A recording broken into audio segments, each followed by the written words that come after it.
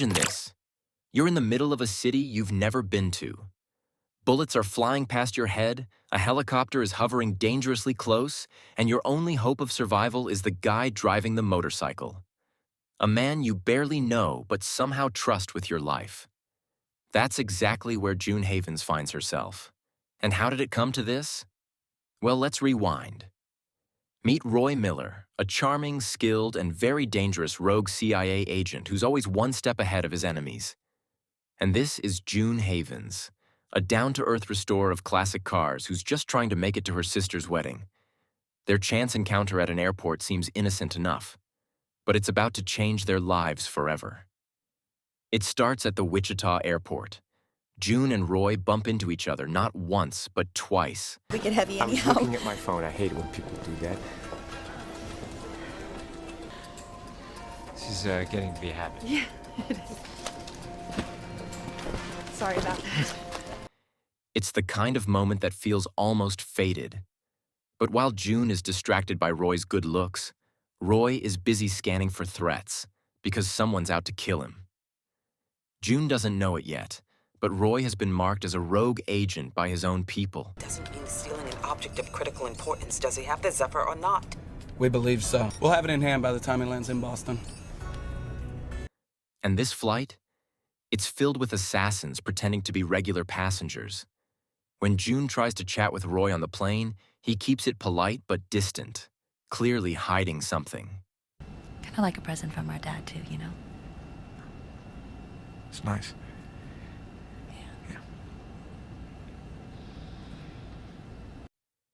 Moments later, June steps away to the restroom, and all hell breaks loose. Roy calmly takes out everyone on board.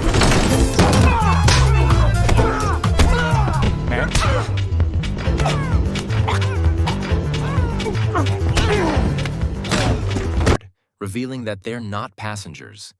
They're a kill squad sent to eliminate him.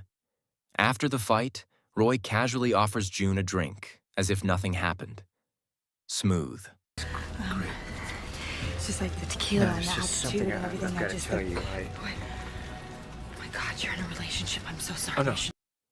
With no pilots left, Roy takes control of the plane and crash lands it in the middle of a cornfield. Everybody's dead out there! Sit down.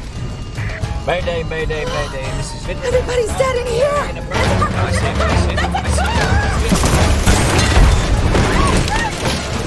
As June panics, Roy calmly explains that she's now a target because she's seen too much. He warns her, "They'll try to convince you I'm dangerous. Don't believe them. And whatever you do, don't get in the car with them." Stabilize, secure, safe. If they say these words, particularly with repetition, it means they're going to kill you. Then, just like that, he drugs her with a knockout serum and disappears. The next morning, June wakes up in her own home, confused and unsure if it was all a dream. Good for tea country, but probably won't reach us in the near future. Thanks, Andrea. Yeah, you're welcome. But she soon finds out it was very real when she's ambushed by FBI agents claiming Roy is a dangerous fugitive. Until a week ago, Roy Miller was the most trusted and capable covert agent in the world. They tell her he's stolen a powerful new invention called the Zephyr, a perpetual energy battery created by a young genius named Simon Feck. No. He's dangerous, Miss Havens, and out of control. Just as June is being whisked away in a black SUV, Roy shows up, guns blazing. Follow me!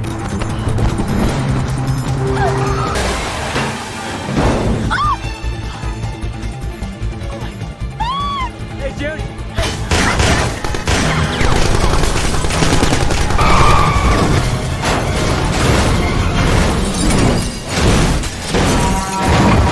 He takes out the agents and rescues her for the second time in 24 hours. This time, Roy tells her his side of the story. A battery. So what, your flashlight never runs out of juice? Small city. Large submarine. Guy invented it. He's barely out of high school. It's big.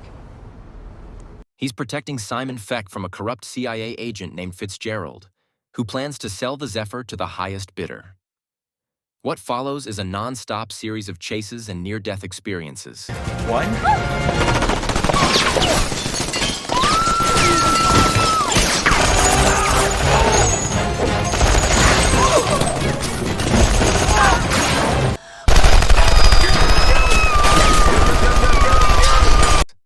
From Boston to Austria, the duo is pursued by Fitzgerald's men and an arms dealer named Antonio.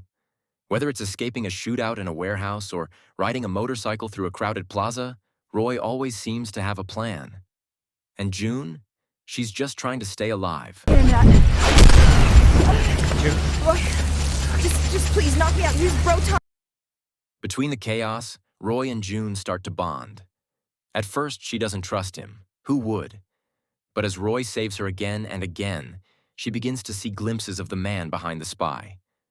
Meanwhile, Roy is clearly falling for June, though he tries to keep his feelings in check.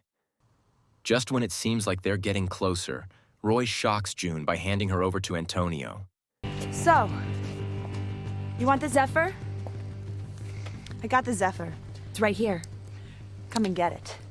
She's devastated, thinking he's betrayed her. But in reality, it's all part of Roy's plan to protect her while taking down the bad guys. Turns out, Roy always has a few tricks up his sleeve. Is dead. Roy Miller is dead. He's out. Está muerto. ¿Comprendes? No, he's not. In the final act, Roy infiltrates Antonio's mansion to rescue June and retrieve the Zephyr. Cuidado, amiguita. His name is Eduardo.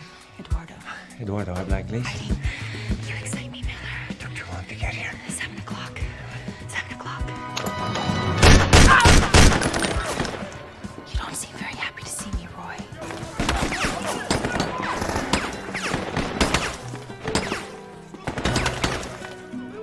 Zephyr.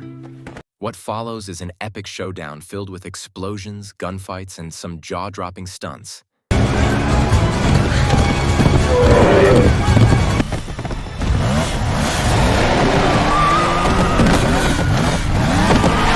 June, who started out as a terrified bystander, steps up to help Roy, proving she's braver than she ever imagined. Let him have it.